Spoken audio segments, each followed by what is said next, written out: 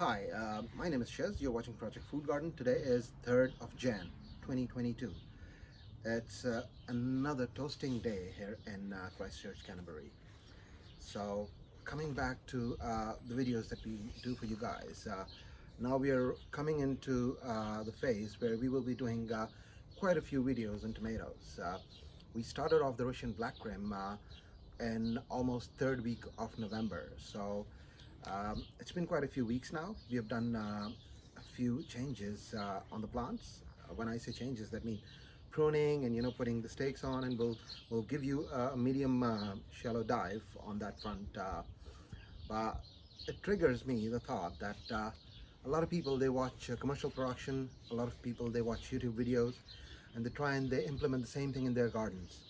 Now, this platform that we are speaking from, it's a non-commercial entity, number one. Number two, when you're working in your garden, nobody knows your garden better than you do.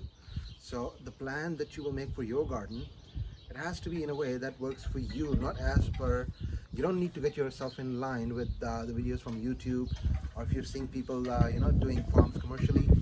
I mean, when you're doing it in the house, it's a hobby. So LAG is my metaphor, learn as you go.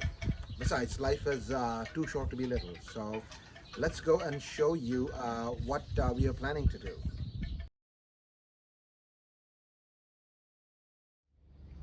So let's start. That's the main tomato patch. We'll come to that later on.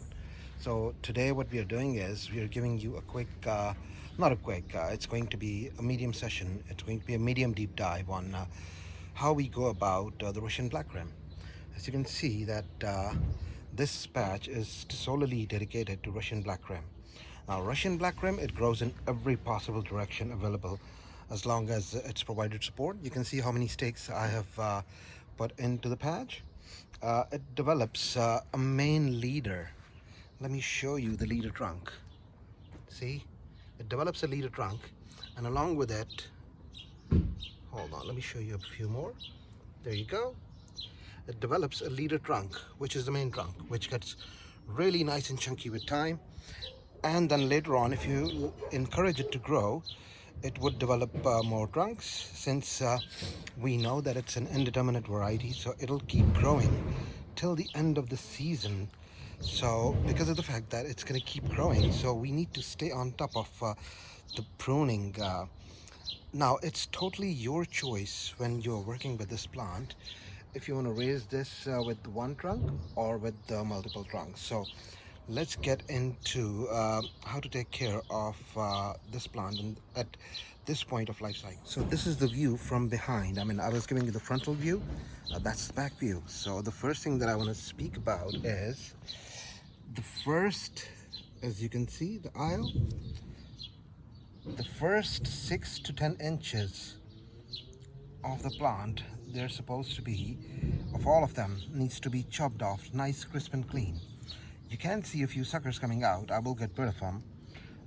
We'll talk about that in a bit. So in order for you to ensure that the aeration works absolutely fine, as you can see, there's lots of room for the air to pass through the plants.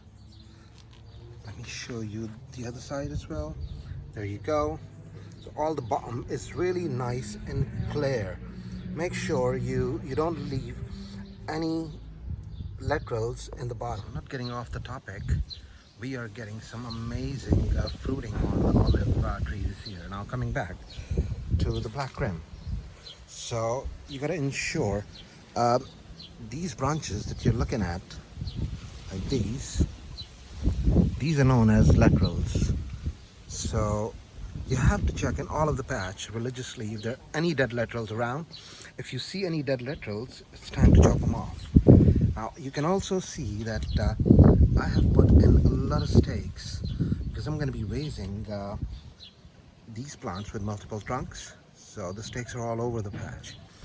Third most important thing after putting the stakes in, you have to ensure that you tie them up with something soft. I use hosiery, and I always give a bit of extra room for movement to the plant. So you can see that they have been tied up with hosiery. When the wind would blow, if you would tie them too tight, there is a danger that you would get a bit of damage on your plant. So Learned that last year. You can see lots of nice blossom coming along as well. See, we're getting quite a few super blooms.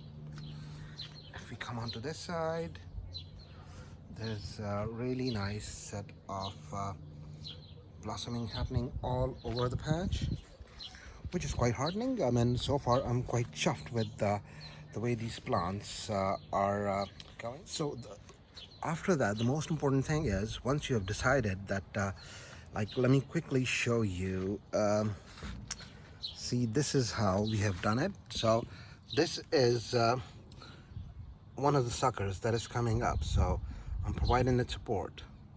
But at the same time, if we look over here, I'm supporting this one, but there's, if you can see, there's another sucker that is coming up here. So I'm quickly gonna chop this down. Are there any more? Yes, there's another one. You gotta chop these off so the plant can focus on the ones that you are raising. Another nice set of blossom.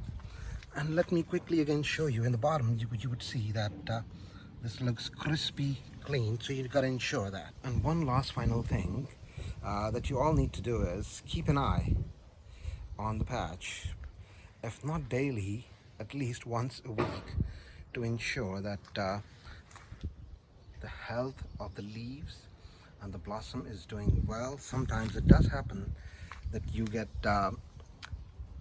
blossom end rot. It happens sometimes. It's not happening at my end. See, on top they would look quite like a bushy kind of a scene that you're looking at. But once again, the aeration is absolutely beautiful. I've also got purple calabash. I'm giving it a first try for this year. And this is Mexican zapotac. So I'm doing a few varieties which are quite new to me, but all of these were germinated in the house, and these are from the seed that I had saved from the last year fruit. So this is really good. I'm quite happy with the quality of the plants and the blossom and the health. You gotta look out for the leaves. They need to look nice and fresh with the medium and dark green color. If you find any infestation, straight away you gotta eradicate that. So that pretty much is a wrap for today's episode of Russian Black Krim. I thought I needed to do this for you guys because last year we did not give you a detailed review of this variety. So let's get on with the rest of the video. So you have seen how we are maintaining the Russian Black Krim this year. I mean, I've decided to give it as much support as I can. One thing that was left out in the drill that we have just done for you was what to give to plants, because tomato plants are heavy feeders. So you need to make sure that at the end of the day, on a day like this, for example, it's absolutely steaming hot today. So you give them a really good drink at the end of the day. Don't plant them during the daytime because ups and downs in the temperature can impact the rooting system. Now, once you decide what kind of nitrogen you want to give to your plants, it could be the trifactor fertilizer. It works really well, and it can be administered two ways. You can put it, you can make a liquid form. Make sure you dissolve it really nicely and then spray it all over the leaves. That's number one. And number two, instead of spraying, you can give it as prior to the hydration, you can administer the trifactor. Apart from trifactor, you can also use the tomato fertilizer, which is by and large available on all the major stores like Bunnings, Warehouse, and Mitre 10. So you can procure the fertilizer of your choice from those stores as well. What else? Learn as you go. That's the only thing that I would emphasize at the end of it. We will do another episode on the Russian Black Krim and all other varieties that we are doing. But don't beat yourself up if you're unable to get everything in this season. There's always next spring. I mean, everybody works hard in their garden, and it's only a few people who would get the things right. You will get production, but if you want to get that in abundance, you have to hit and try like you learn Windows. And anyways, Emily Dickinson had said, I mean, I really love that two-liner, that in this short life, which is not more than an hour, how little is within our power. So don't beat yourself up, learn as you go, keep working in your gardens. If you don't get good yield this year, learn from this year, carry on to the next year, and you will get it right in the long run. So I hope you like this episode, and drop us your feedback. Thank you so much, everybody. I've got quite a few number of new subscriptions in the new year as well. So it's a good omen for our channel.